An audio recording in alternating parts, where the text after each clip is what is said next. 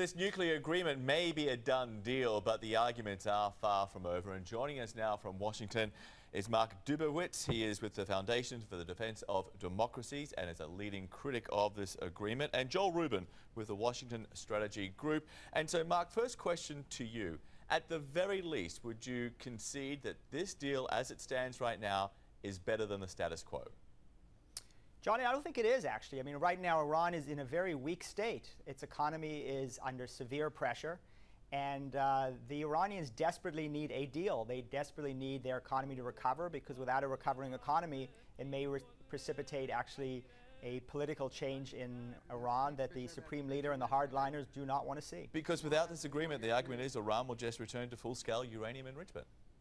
Well, the reality is that the Iranians have expanded their program incrementally over the years. They don't engage in massive nuclear expansion. The problem is with this deal, if Iran just merely complies with this deal, within a decade or so, Iran will have a massive nuclear program, near zero nuclear breakout, and will also have a powerful economy increasingly immunized against our ability to use peaceful economic pressure.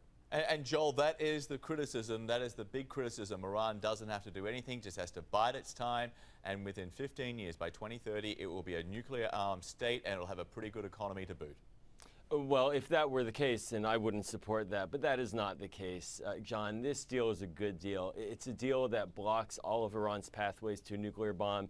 The American intelligence community backs us up. Our nuclear weapons labs and experts back it up. The international community backs us up. I have confidence in their assessment of this deal and how it will block that path. So can you guarantee that at the end of the 15 years that the Iranians won't be armed with some kind of nuclear weapon? Yes, you can. This is a very strong agreement. This agreement guarantees that Iran has committed to never producing a nuclear weapon. It puts in place a 10-year deal that will be verifiable on what they have in their capacity for developing their nuclear program. That's normal for nuclear arms agreements. Arms control agreements typically go 10 years or 15 years, then they get renewed. The U.S. did this with the Soviet Union several times. It's normal. What we will see is, as a result of this deal, a breakout time extended to 1 year. We'll see multiple tripwires along the way. If Iran cheats, we'll know it. We'll have time to react. And Mark, do you agree with that? Do you think that there is enough safeguards in place here that the Iranians, will not have any kind of nuclear weapons in 15 years from now? I got to tell you, John, that's a really bold claim that Joel just made, that he absolutely guarantees that Iran will not have a nuclear weapon ever, which is quite amazing. My approach to the Middle East is I assume the worst of the Middle East and get surprised on the upside, rather than assuming the best in the Middle East and getting devastated on the downside. I wasn't in Washington in 2003 in the run-up to the war in Iraq, but my recollection and my assessment is that there were too many people who were overly optimistic that there will be a transformational moment in the Middle East by invading Saddam and invading what turned out to be a non-existent nuclear weapon program. If Joel really believes that the intelligence community is going to get it right, then he's got to explain why they got it wrong on China, the Soviet Union, India, Pakistan, North Korea, Syria, underestimated Iraq in 1990 and overestimated in 2003. Okay. I'm happy to explain that the people that led us to war in Iraq, that misused the intelligence, that Mark is right now criticizing correctly, are the same people opposing this nuclear agreement. We can't listen to those people again.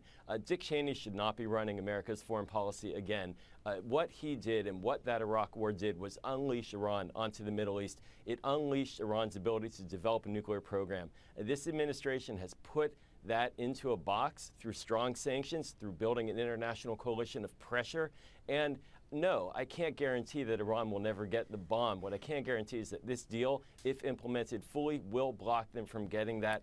And there are mechanisms in place that if they cheat, we will catch them and be able to respond with the backing of our allies, which we did not have in the case of Iraq. And Mark, isn't that really the point here, that diplomacy and politics is the art of the possible? I know you put in a number of issues forward that you would like to see in any future agreement. You're not opposed to any deal, you just want a better deal. But at the end of the day, this is what the Iranians agreed to, and if nothing else, it will at least slow down Iran's march towards a nuclear weapon. Well, actually, President Obama disagrees with Joel, because President Obama said that it's not going to permanently cut off pathways to a nuclear weapon. It merely will contain Iran for 15 years. The problem, of course, is that this deal could have been a better deal without massive U.S. giveaways. We've got John Kerry, who supported the Iraq War, Joe Biden, who supported the Iraq War, and Hillary Clinton, who supported the Iraq War. who actually are supporting the Iran deal, and we've got John Kerry guaranteeing that the U.S. intelligence community has absolute knowledge. Now, with respect to this deal, over 300 times in U.S. history, Congress has rejected international agreements and called for the amendments to those agreements. It happened during the Cold War. It happened during arms control negotiations with the Soviet Union. It's happened many times. I'm calling for a better deal. I'm calling for follow-on agreements with very specific amendments, not to go back to zero enrichment, not to go back to the dismantlement the administration promised, but with very specific amendments that will improve this deal. It's happened over 300 times in congressional history. It can happen again. Last word to Joel. If I may, John, and Mark, with all due respect, that's a fantasy. This has been a negotiation for 2 years. You yourself predicted the Joint Comprehensive Plan of Action or the predecessor, the interim agreement, would fail. It did not. It brought Iran into a position where its program had been rolled back, and it's going to be rolled back further. Secretary Kerry, Clinton, they voted, authorized the war, but they did not pull the trigger, and they have opposed that invasion. In retrospect, said it was a mistake, but the people opposing this negotiation have not. Joel, the only thing that's a fantasy, Joel, the only thing that's a fantasy is the fundamental belief that Iran will permanently not have a nuclear weapon. The problem is that when it comes to the Middle East, delusions and hope and change are the That is not delusion. What that is a locked-in, verifiable agreement, a verifiable agreement that has that commitment in paper. And if Iran doesn't live up to it, we will have ways to respond. And that is significantly better than the alternative which you're proposing, which leaves us with no agreement, no verification, no international coalition, and no sanctions. And that leaves us right now out of time. All right. Guys, thank you so much, thank John. you both thank for you, being Joel. with us. We Thank you, appreciate your Mark. views. Thanks, It was John. great. Best. Thank you.